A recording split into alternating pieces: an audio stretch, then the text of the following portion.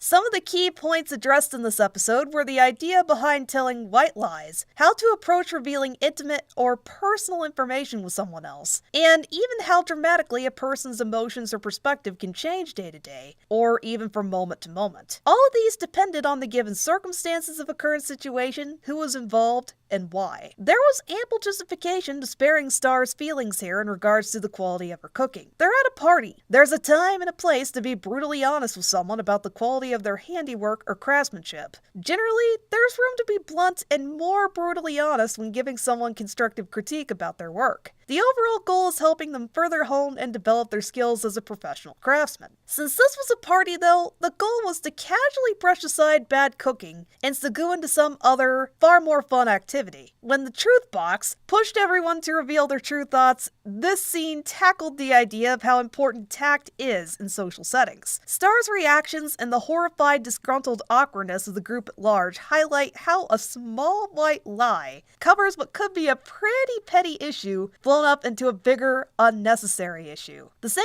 idea is why you're forced to eat Aunt Gertrude's incredibly dry, unpalatable pot pie at Thanksgiving. She worked hard on it, eating it would make her day, and the goal of a family setting is to encourage camaraderie and bonding. If eating the pot pie contributes to that effect, you're going to eat the damn pot pie. Aside from exploring the importance of tact, there's significant weight to Marco getting pulled into playing this ridiculous game in the first place. The biggest reason why Ponyhead instigated the game was to further poke at Marco's crush on Jackie. She may have been motivated by the idea of giving Turd a quote-unquote friendly push, but the biggest driver was nosy curiosity. There's plenty of consequences attached to the idea of Marco confessing in front of an attentive, potentially gossipy audience. It's putting both Marco and Jackie on the spot. It definitely impacts how he'd make further advances towards Jackie, his current friendship with her, his current standing with Ponyhead, and even how he felt towards the group at large. At worst, Marco could have a very strained friendship or standing with Ponyhead, a blow to his self-esteem, and overall wariness in group settings overall for a while. Marco confessing played out with fairly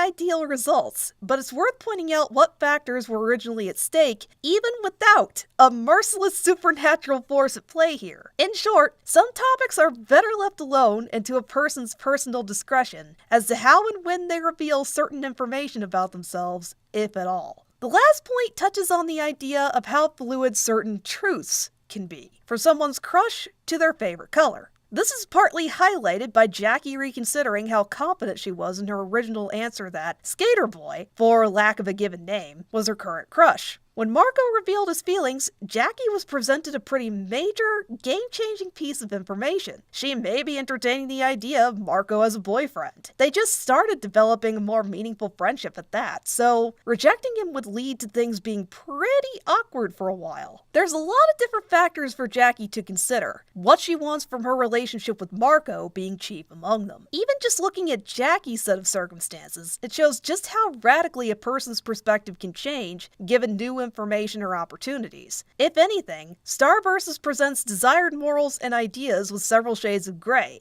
including the idea of potential budding romances. I'll be expanding on this particular point shortly. In regards to the truth or dare trope, the truth box was a pretty refreshing subversion. The lead characters were painted as a fairly conscientious, level-headed group that chewed off a bit more than they really bargained for. Rather than an unwitting couple pushed into the nearby closet by their snickering peers, the truth box takes a few notes from the extremist, malfunctioning robot that treasures black and white logic above all else. It's a matter of the group pulling together and outwitting the box. Surprisingly, their overall circumstances strengthened their overall relationships and confidence in each other. While I did rag on how unfair the setting was for Marco, it's telling that the group at large were so accepting and encouraging when they each revealed their crushes. Pretty much everyone was on board with the do what you have to agenda in order to escape the box's wrath. That did soften how difficult a position Marco was placed in and how he pushed through. Overall, the openness expressed between everyone here was a fitting counterweight to the truth-telling box. If someone is going to express themselves openly and honestly, it should be with a close, trusted friend or confidant. Emphasis was placed on situations where honesty isn't the best policy, as well as setting up the ideal circumstances for how, when, and with whom a person should or can be honest. And here's a controversial discussion. Star's crush on Marco. As a side note, just for the record, I'm a multi-shipper. Starco is my OTP for this particular cartoon, but I also ship Jana and Star, as well as Marco and Jackie. So the end scene focuses on the truth-telling box getting crushed by a garbage truck as it screams, "Star Butterfly, there's a crush." Some viewers look at this as ambiguous. After seeing Jackie's hesitation in regards to who her current crush is, it makes sense that Star may sit in the same reluctant camp. She may have entertained the idea of making advances towards Marco a few times since Blood Moon Ball. She may subconsciously play compare and contrast between pursuing Marco or pursuing Oscar. Her crush on Oscar is something she's openly, brazenly accepted. As for her feelings towards Marco, she's still parsing over them and whether or not she wants to accept the idea and the weight attached to it. If the scene with the box revealed anything, it's that Star currently feels more strongly towards Marco than Oscar. Probably due to how often they see each other on a daily basis, how much closer they are, and after sensing that Jackie might be interested. It's weird, but some people become more attractive when someone else shows romantic interest in them. Regardless, her crush isn't set in stone. It's not cement confirmation for Starco, but it's still significant enough to be brought up as a point of discussion. Compare the truth box scene with the odd scene in Blood Moon Ball where an unseen mariner describes the blood moon as the moon of lovers.